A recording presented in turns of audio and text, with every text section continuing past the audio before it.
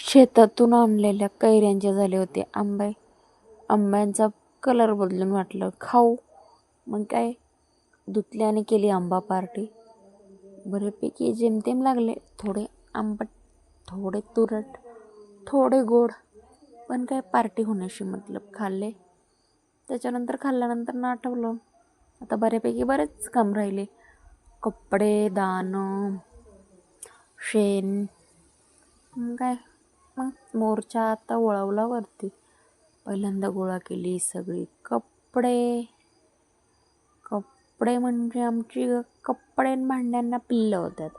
खूप एक हा ढिगारा. कुठे जायचं नाही तरी बॅकपॅक केली. आता का कशासाठी सांगेन नंतर. बॅकपॅक करून ठेवली.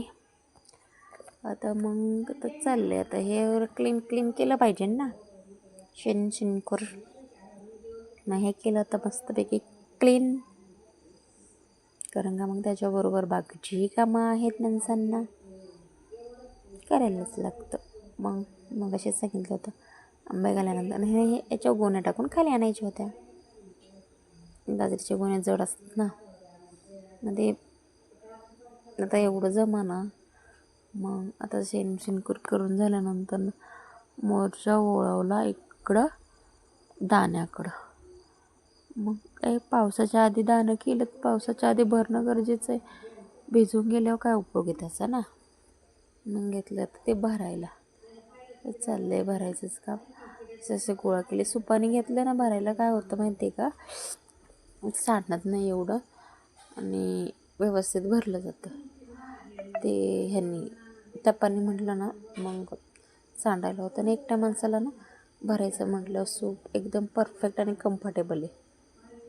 चाललं आता ही गोणी भरा, काढा. तर एकट्यालाच मोबाईल धरायचा, एकट्यालाच व्हिडिओ काढायचा. ते एवढं काही जमत नाही, तरी माझा प्रयत्न असतो. असं एक करून मग आता असे दाणे भरायचे. बाजरी हे सगळे गोळा केले की दाणे याच्यात भरले. तर गोणीत पटापट जेवढी भरता येतील तेवढी हाताने ढकलून भरायचे. आणि मग त्याच्यानंतर ना मग राहिलेले याच्यात ना सुपाने टाकायचे असतात.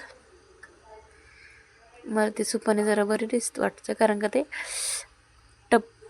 जडही जातो, भरायला वेळ लागतो. आणि मग ते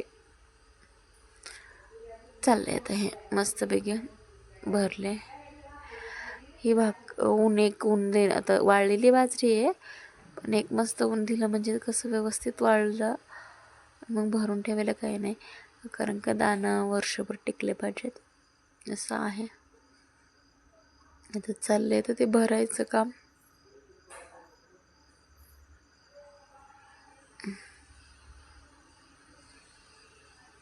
थोडाफार आभाळ येतच आहे.